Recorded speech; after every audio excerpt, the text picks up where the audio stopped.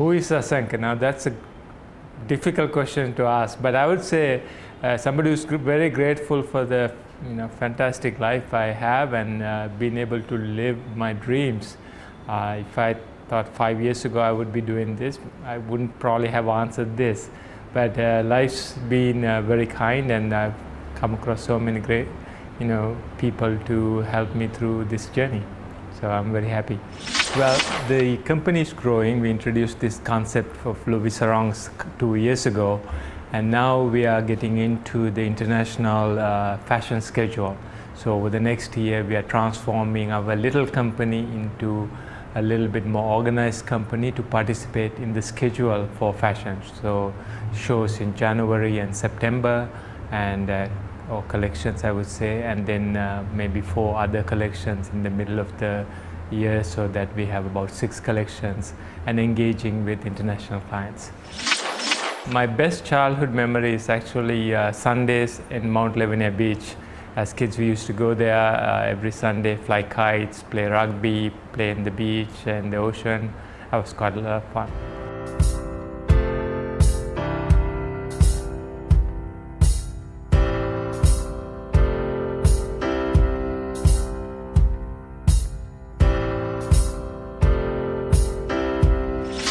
What are my best qualities? I think probably perseverance or grit. Sticking to what you want to do. That's one of them.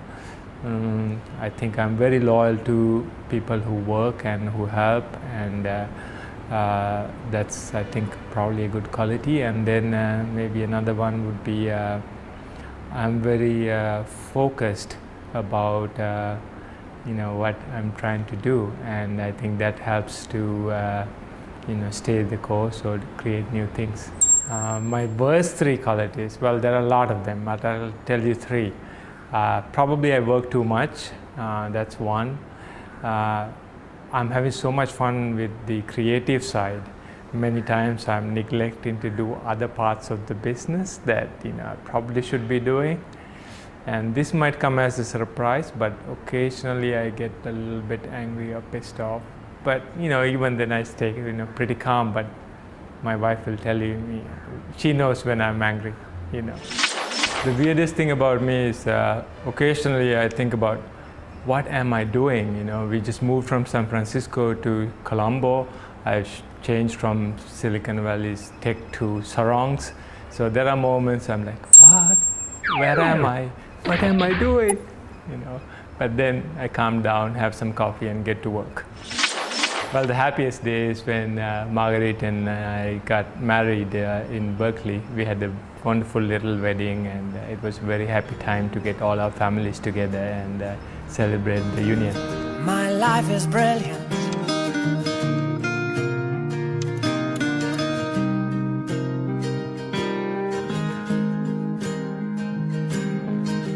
My life is brilliant. Marguerite and I met actually in San Francisco in a neighborhood bar right by my apartment, and it's still a debate about who was hunting who down. I think she was trying to hunt me down. How did I know she's the one? Well, look at her smile. You don't have to think too much.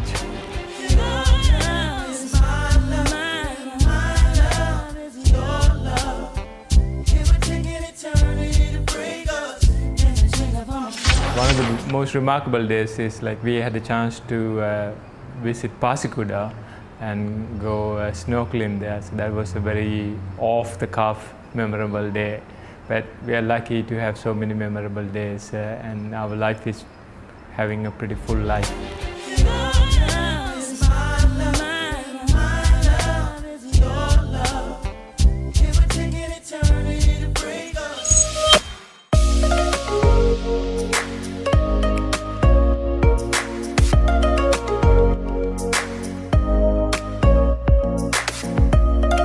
These are questions you and a psychologist need to be talking about. 'Cause you're a sky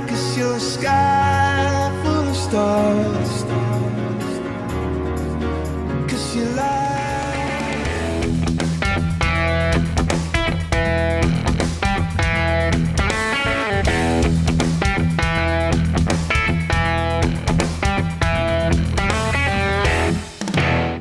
My hobbies, well, I like exploring. I think that's probably the biggest hobby, but in that one, traveling, visiting museums, planetariums.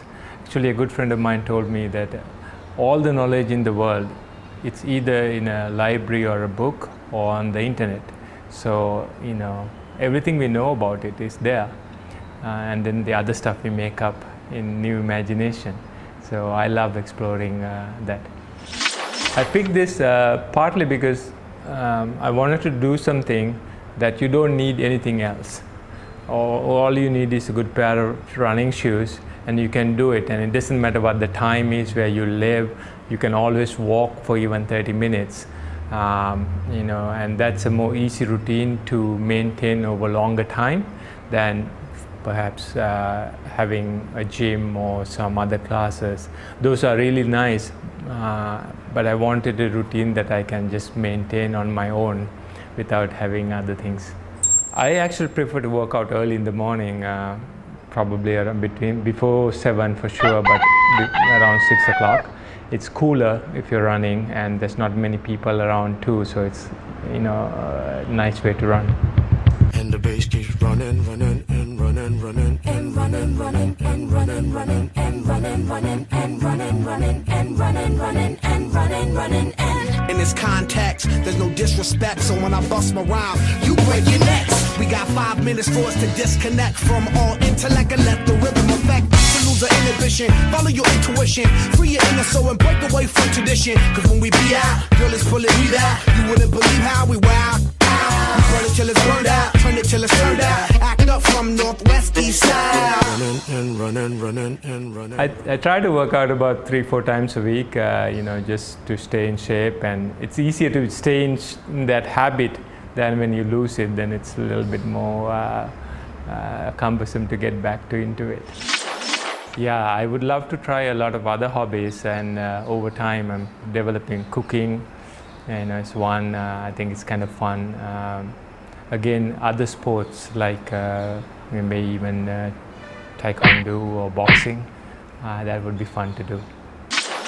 Museums are essentially a collection of a culture. It's generally open to the public so that you can go, and even if there's a fee, it's a nominal fee. And I think that's a great way to encourage people to discover who they are.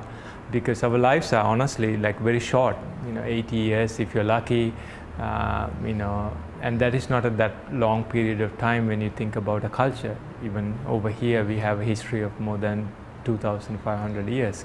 So how do you know about the other 2,000 years? And that's usually through a museum. You get a sense of history and where you belong and where your culture can go. I think that's a lovely thing to understand.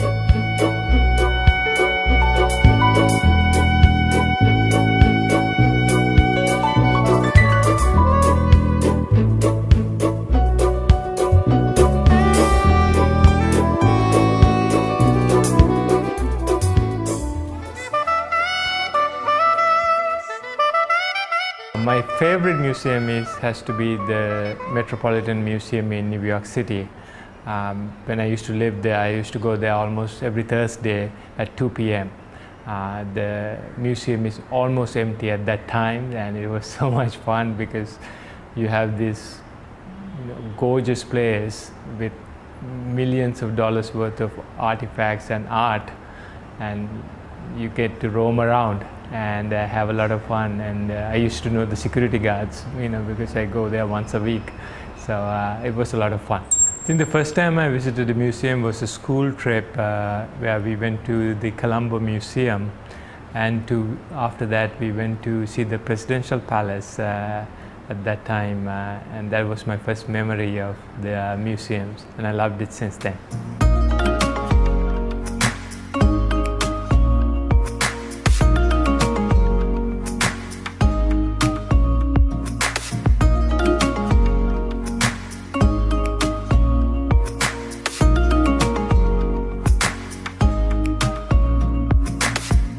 Colombo Museum, and actually where the Sri Vikram Rajasinghe the King Sri Vikramaraja Singha's memorabilia is held. This is one of my favorite places to come, and actually the inspiration for the collection that we showed at Colombo Fashion Week. For example, this sword set, I think many of us have seen it in the Kandyan Nilame outfits. You see guys wearing it right up here. It's one of the best craftsmanship of Sri Lankan heritage.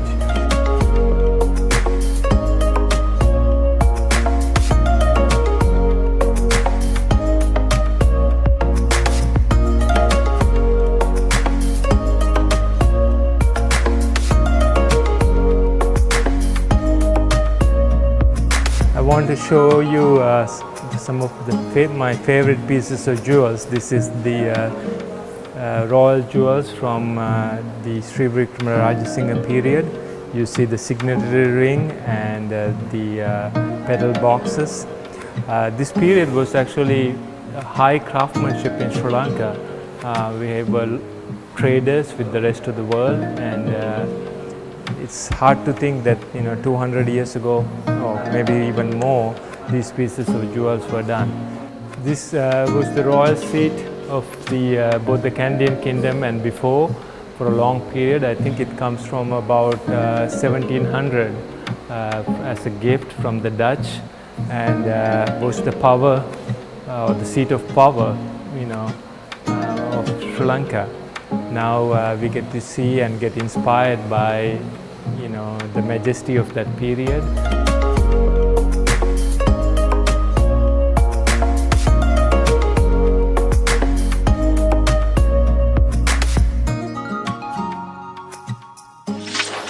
What goes through my mind is actually many times at the ticket counter of a museum you'll see different pricing for locals and foreigners. I think it's a bad idea, because you're setting a precedent that the locals are somehow less worthy or less than foreigners, which is not the case. And if you want equality and our people to think that they are as good as anybody else, then put the same price. I love the part about the Kandyan kingdom. I think it's 200 years now, 1815 when the Kandyan kingdom fell, and I think it's funny to see how much history repeats, and how much history is repeating now compared to that story is repeating again. Even the recent violence in Kandy, you can see the parallel from 1815 to today. And I would actually plug in this book called The Doomed King, which really talks about that same story. When you're close to tears, remember someday it'll all be over. One day we're gonna get so high. This is part of the inspiration for our collection for CFW, or the new collection that we introduced called Unity. You can see again the Nilame jackets, the rich embroidery. This was the style during maybe 200-300 years ago, not only in Sri Lanka but parts of India, and this was the outfit for the nobility and people who were mayors or I guess provincial council or governors used to wear. So Adhikaram used to wear that. So this is the nobility's dress. You can see the elaborate embroidery and the workmanship that goes into it. I think this is one of my favorite displays in the museum, because you can see all the different types of how cosmopolitan Sri Lanka was even maybe 200-300 years ago. You can see hats from, of course, the Kandyan people, but also the Malay people, the Indian people, the Arabian people. So lots of diversity, the Hindu people, lots of diversity, and how beautiful Sri Lanka is, and how beautiful Sri Lanka is going to be. So I love driving through Bodha Lokamata with all these beautiful trees around.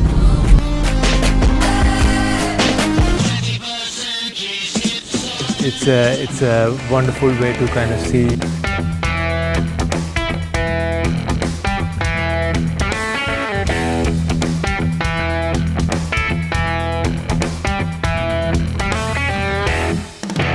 My favorite thing about visiting the Colombo Planetarium is that I'm touched by the public service that they're doing.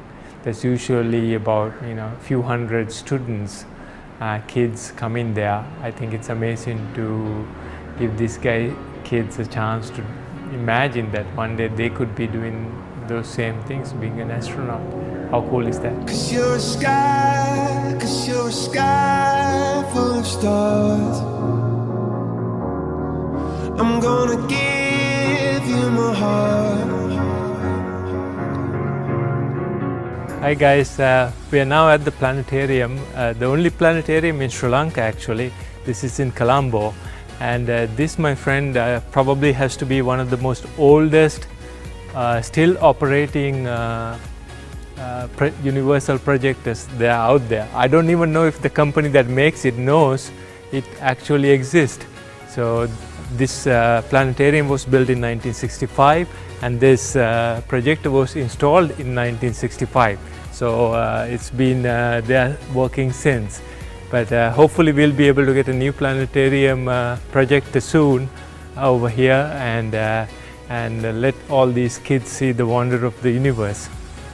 So thank you for joining me, and a little later on you will see this place is used mostly with kids. A lot of school children come here on a daily basis. They have, I think, 2 shows a day, and they are also operating now on Sundays for families to come and enjoy the show. 'Cause you're a sky full of stars. 'Cause you light up the path. I don't care, go on and tear me apart. I don't care if you do.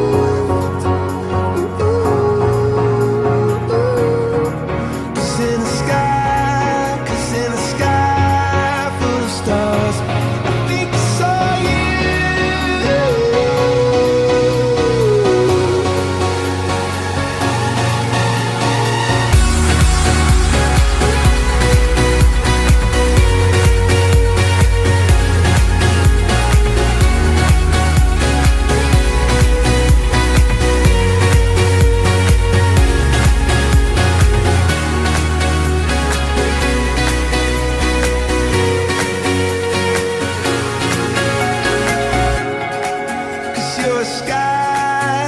You're a sky full of stars. I wanna die in your arms. Oh. 'Cause you get lighter the more it gets dark. I'm gonna give you my heart. My favorite planetarium has to be the Rose Planetarium in New York City. I mean, the time I spent there, I spent so much time visiting these places. I was working essentially as a consultant, so I had a relatively free schedule when I was living in New York City. Best way to do it, so I could make arrangements to go during the day for the shows. I think it's amazing to see the evolution of human technology and human ingenuity. We are actually putting people on moon, and sending now to talking about sending somebody to Mars in maybe 2030. If you imagine that the amount of technology, science, also finance, and the culture of what we need to grow to be able to accomplish that, it's amazing.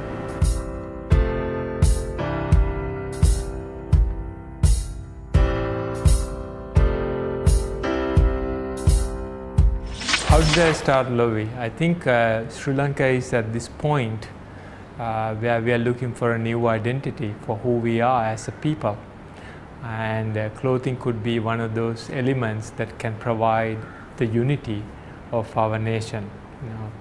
And when you think about it, sarongs is probably the most democratic piece of clothing I can think of. It's unisex, it's unisize for the most part, and I thought it would be a wonderful way, and it is us. We have a natural ease with sarongs. We have a long history, hundreds and hundreds of years of history with sarongs.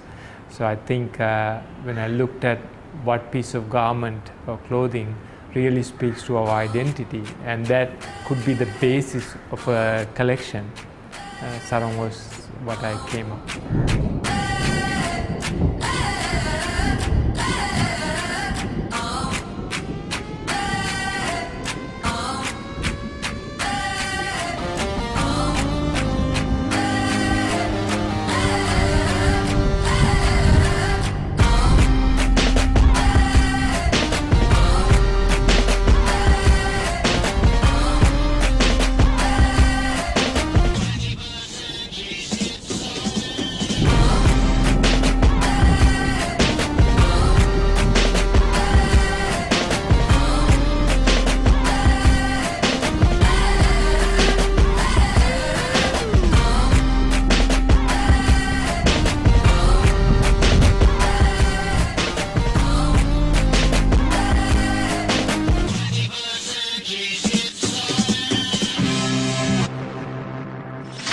Many people ask me about where we came across the name Lovi.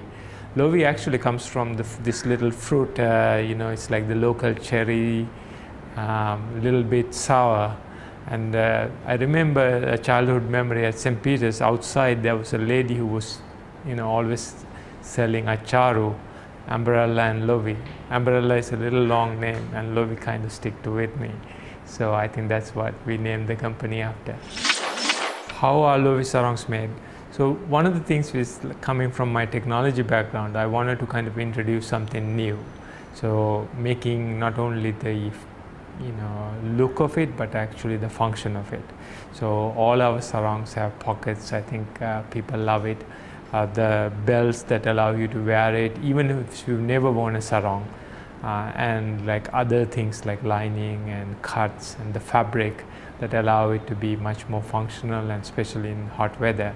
So I think if the success that we've had is largely based on the fact that people can really adapt it for not only their day-to-day wear, but also for evenings, functions, and other celebrations.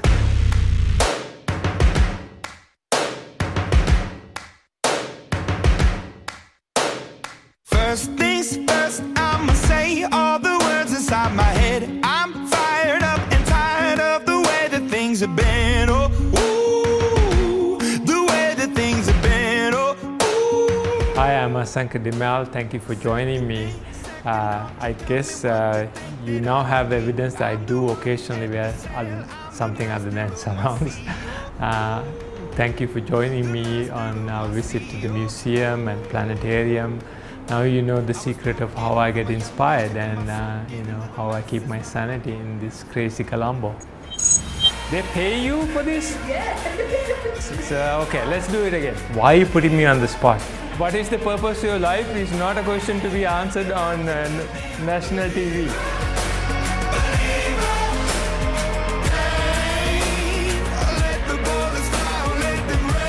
What? Where am I?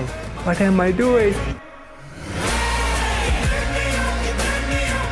Oh, like that. Oh, yeah.